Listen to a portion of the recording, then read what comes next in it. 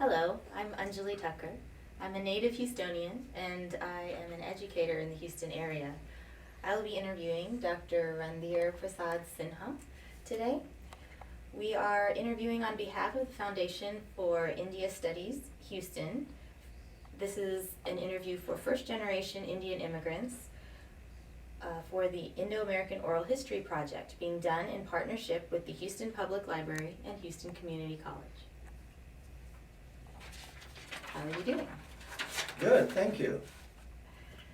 So tell me, what made you come to this country at first? I came here for a very specific reason.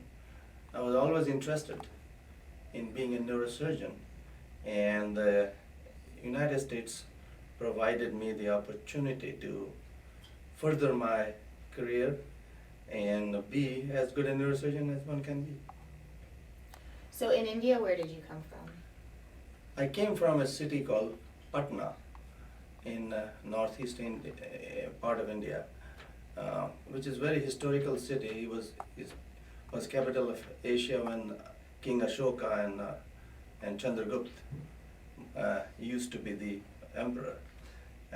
It's the capital of the state of Bihar. Okay. And did you tell me about your early education in Patna? Well, I had my high school and then college, and then went to Prince of Wales Medical College in Patna, finished my medical degree there. And then I decided to go to England first. And I was there for a year and a half. However, I did not think the training was good enough. As such, at that time, I decided to move over to US, where I found the training was a lot better and the opportunities were a lot more. Okay.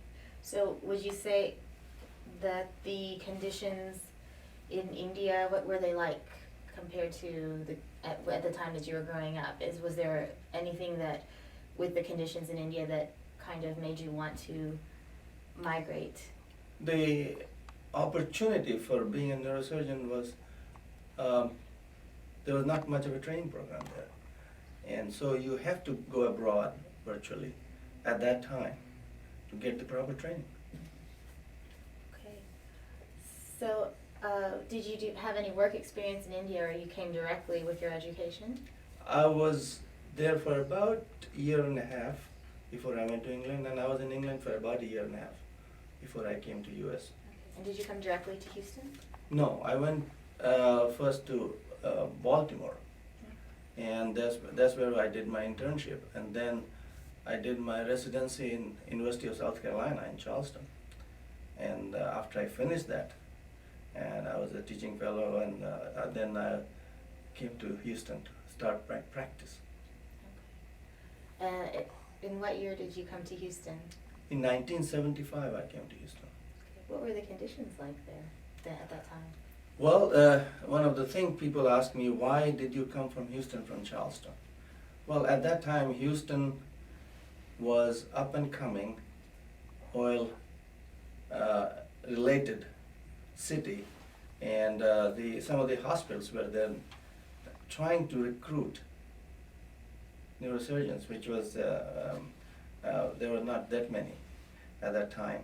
So they approached me. And when I came to see the place, and I liked it, and then first I started in Houston, but there was so much of traffic at 59 and I-610. That's when I moved to Clear Lake, and that's Clear Lake. There was no neurosurgeon between Houston and Galveston.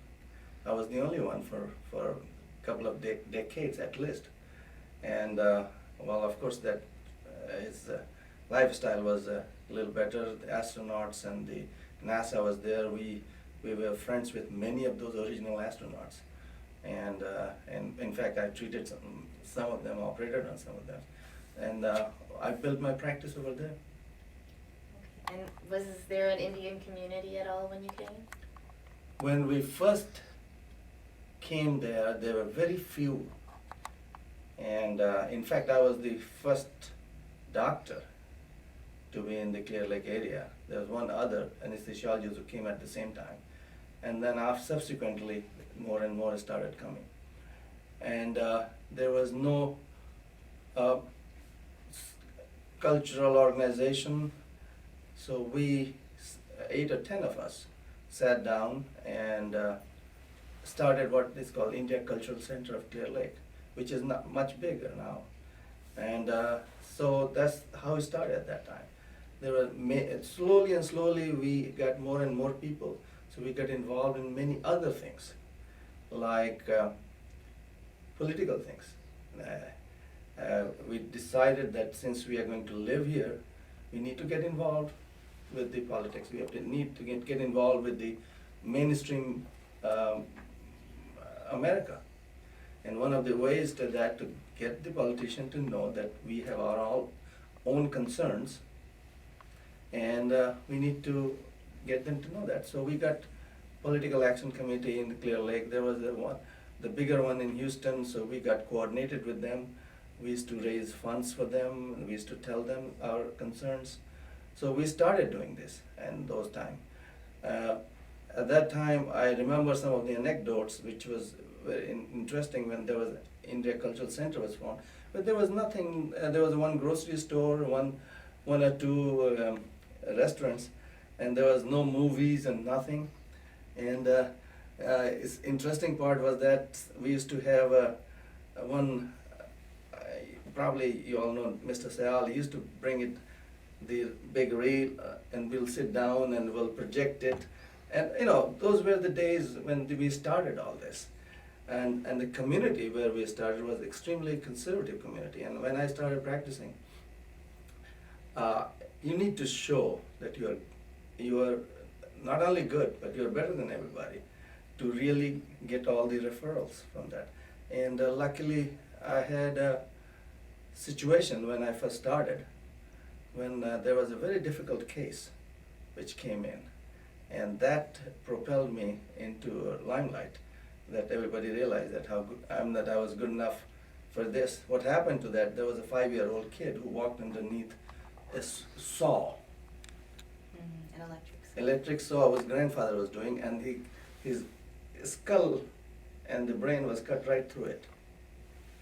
And it was bleeding, and that's a big story. Everybody was frantic, so I spent hours trying to fix him, and eventually reconstructed the whole thing in a couple of months, and he completely recovered. And they used to own the newspaper at Galveston, so for a couple of pages, my pictures and all those were there, so everybody knew in that area who I was and what I do. And after that, I was established. And, I started my lot of referrals, and my practice this took off.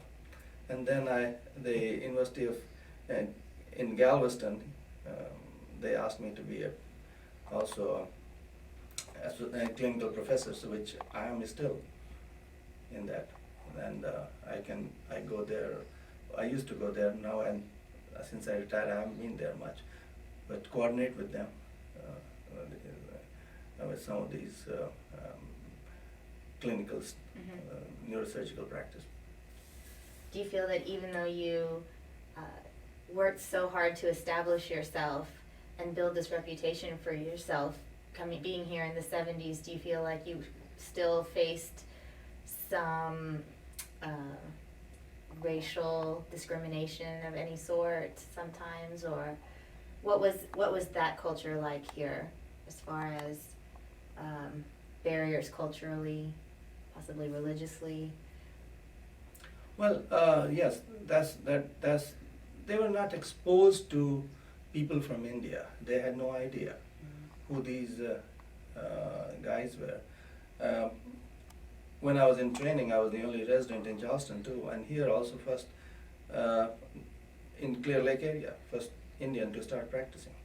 So they were extremely conservative group of people. They had no idea what it was. So initially everybody is very hesitant to see who this is he, and once they start to know, no, he's educated, he can speak English as good as anybody. In fact, I remember when they used to say, "Oh, you speak good English." I said, "No, I used to speak good English. Now I speak Texan." That's what I tell them. But this is what happens once they start to know those, that you are good, as good or even better, then they start accepting you and then you become part of it. And you can remember where I live in Nassau Bay, and as a community was extremely conservative community, the very educated community, and the astronauts were there, the scientists were there. And initially, they will look at you, but once you got part of it, then you're just become part of the society over there. And how about with your family? How about with your wife and the friends that she made, your children and the school they went to? Do you feel that being in the early generations where there weren't as many, were they faced with any sort of? I'm sure they faced a little bit, but once they begin to know everyone, we all got accepted. We all got accepted as part of it. And so I think initially everyone looked at you that, oh, it looks a little different than what we are. But once they start to know you, that, you speak the same language, you do the same thing, you are, then you are fine. That's the part of it. How have you seen the Indian population grow since then? Has it? Oh, it has exploded. I mean, in Clear Lake itself, I can see that I don't recognize 95% of people. And it's from that small number that you can count on fingers. Now there are a few thousand, just in Clear Lake alone. And the other thing was saying that we didn't have any place to worship at that time, and we were also very religious. I mean, of course, a lot of people are religious. Now the question was what to do. Then we started having meetings on that, and to start a temple, and that's Meenakshi Temple was started over there. And we were part of that. We still go there when we need to. And that's how it started. And now look at the Meenakshi Temple. It's so much bigger. There used to be one small place, and I used to have a trailer. We used to sit there and worship over there. So the things have improved, and things have gone for better. We had a very big community now, vibrant, over 100,000. We have almost everything you can think of in Houston, culturally, socially, professionally. And a chamber of commerce as well. Yes, in around 2000 or so, one of the consul general, he had the idea that there should be a good business relationship between India and the U.S. At that time, we used to have a very tough time. Even a minister will come here, and he will have tough time getting an appointment with the CEOs to do any business. So he said, well, let's start doing some work. And so I was invited also. So we sat down and formed Indo-American Chamber of Commerce. I was one of the founding directors of that one. And later on, I was the president of also. And that has now grown, and that has helped a lot in the in many ways, in many areas, in cooperation with India in the business, health, and education. In the future, your children, your grandchildren, do you have any concerns about how they will maintain their cultural values, or whether growing up in American culture they will be able to maintain some of their cultural heritage and background? When you look at that, they have all that they need, because we have both cultural and social and religious organizations, and quite a few of them. And they have the opportunity to participate and propagate their own culture as they need. So I think I'm optimistic. And I look at my own house, we never pushed for anybody, but all my children, they go to temple, they do all the religion, social activity. When the time is there, they all participate in part of it and become a part of it. So I feel that yes, they will do fine. Really fun. And overall, for generations to come, what do you envision for Indian Americans in this country? Well, Indian American will do well. One of the things is that we instill in them the very basic philosophy that you need to be responsible. Education and responsibility. And most of the family do that. Once you have that, then the sky is the limit. You'll do fine. So tell me about your family. How many children do you have? Well, I have two children, a son and a daughter. Their son is educated at Columbia in New York, and he's involved in managing the money management, runs a fund. And my daughter got educated in Berkeley and University of Houston. But he taught at University of Houston, and also he's teaching at the Kincaid Math. And we have 5 grandchildren, 5 beautiful grandchildren. Lakshmi, Vaishali, and Sahasra, and Samir has Revati and Anisa. So all of them, we spend a lot of time with them, and we enjoy their how they're growing up and what they do. And do your children are they involved with the Indian community as well? Do you find that they they identify with their Indian community? Yes, they did. They are doing it still. My son was involved with Pratham, and I also, donated some time for all this. And daughter had a Urban India beat, which she used to fuse East and West dances and used to perform and choreograph those. So they were all involved in it, and but now they have to raise their kids, so they have less time for those than they used to have. Do you feel that they are passing their Indian heritage down to their children, and do your grandchildren now have involvement with the Indian community or with learning about their Indian culture in different ways? That's very true. The grandkids are also getting involved because my daughter, she did her Arangetram and she did all Indian dances.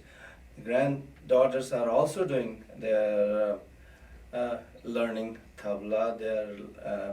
They're going to learn Hindi classes at the temple.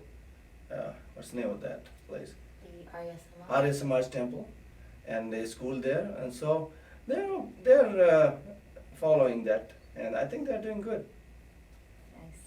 Are there any issues that matter most to you politically speaking that you've tried to be involved with as far as promoting the Indian community and support and gaining that support from your local government officials, possibly in any sort of way? In fact, there were issues. In fact, there are many issues.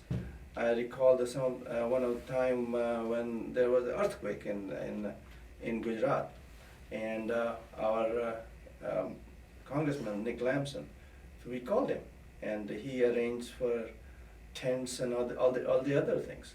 And then there was this nuclear deal was going on, so the ambassador came and he talked to us. So we talked to all our senators and congressmen, those people for whom we raised funds, and to see if they can get it through, because there was some problem at that time.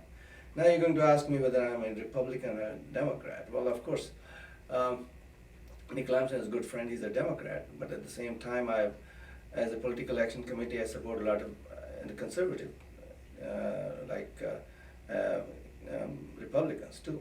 So it's a question of what are the concerns that we have for the Indian community, I take those issues too. But basically, I'm a conservative. And fiscal conservative, not Okay. social. Socially, I'm liberal, but fiscally, I'm conservative. And this is what happens when I see this deficit and all the other problems going in and that I sometimes don't understand how one can spend more than what they can make. So growing up or living in the Clear Lake area, you must have had friends, both physicians and friends that were engineers because of NASA being so close by. With the Indian community, did you find that you had support on both sides of the political spectrum with the Indian community, or do you find most of your friends to be like you, fiscally conservative and socially liberal? Most of them are, but some supports Democrats, some supports Republican. But when it comes down to issues concerning the Indian, they all unite. And so tell me more about that. When you would have these fundraisers, would you invite, and how did the community come together for these sort of fundraisers for? Yes, during course of 30 years, I had several of those. We had fundraisers at my house and also at the hotels, restaurants, and we raised funds for different political persons, from congressmen to local, or senators to local state reps. So we did that, and also I invited them at my house to meet with the Indian Consul General, from Swaspawan Singh to Gawai, all of them, each one of them, and I get to introduce them to my congressmen, and so they get to know each other and then communicate with each other. And in fact, I remember when I was in Chamber of Commerce, I got the ambassador to see some of the very well-known business people from this area. I introduced that to him. One of my good friend who passed away, Bob Perry, and he and the ambassadors were getting together on phone, talking about the opportunities. So because he was so much involved, Mr. Perry was involved with him, with Republican Party, that was a little help to the ambassador in getting some of this, maybe some of the things passed through the Senate or Congress. Do you find over the years that the Indian community is becoming more and more involved when you have such events? As far as the number of people that are interested and come to these sort of events when you have them? Well, I like to see it more, because I remember that last few years I don't see as much activity as we used to have, and I know I slow down a little after 30-some years, so. But I like to see it a little more, the younger generation pick up this and work with the representatives, whether it is a local level or it is the Washington. So is that what you would think, is that it's the younger generation, you'd like to see them become more involved and pick up where your generation has done quite a bit to get involved politically? Yes, that's what I like to see it happen more and more. And so tell me a little about hobbies. Do you enjoy any American hobbies along with some of the Indian hobbies that you grew up being a part of? Well, I was always very much involved in the sports. In India, I played almost every sport. I represented my college in badminton. I played tennis there, and cricket. When I came here for some time, when I was in training or from early years, I was so busy I didn't have much time for it. But then I started my old hobby of tennis, picked up golf, and I still very regularly play bridge, when I get a chance. So those are my still hobbies that I do very regularly. And the other thing I love to do is traveling. And I have a few places on the earth which I have to finish, and I'm going to finish it one by one. But I've traveled quite a few, quite extensively, and I'm trying to do more and more of it. With some of these hobbies like tennis and golf, do you feel like being a part of having those interests helped you become a part of the mainstream community, not just the Indian community, get to know the Houston community outside of the Indian community? Do you feel like those hobbies really helped you in that way? Yes, tennis and golf, like my wife also plays tennis. So who are our friends? Almost all of them are non-Indians. They are locals. And if I go to country club, who are there? There may be one Indian or two Indian I'll see, but almost everyone is a local guy. Business people from all over. In a tennis club, when I go there, my regular group, I'm the only one who is of Indian origin.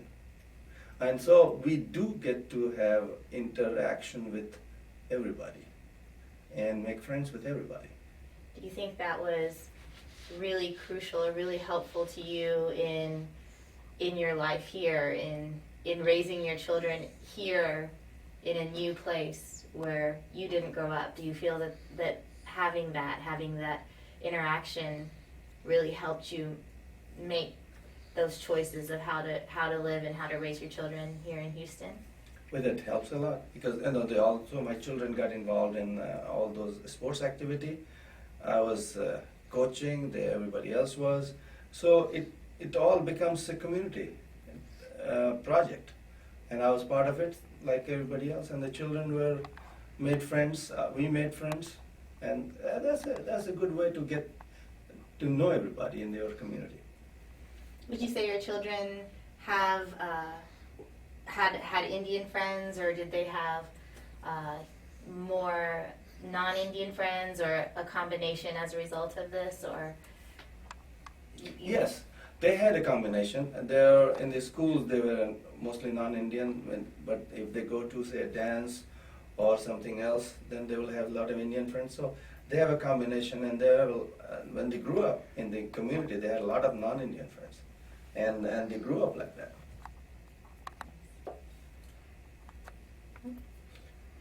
Do you have a final message that you would like to say, if there was anything that you could think of that you wanted to pass on as a final message about your experience being one of the first Indian Americans in your area that you were in Houston?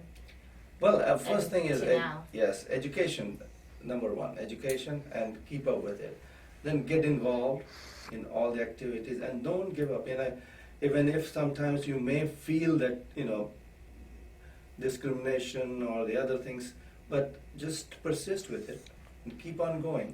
And I think you will conquer in the event. And so that's what I said to the kids. Keep on going with your work, with your activities, and get involved and just be a part of it. Thank you very much. It's wonderful talking with you. Thank you.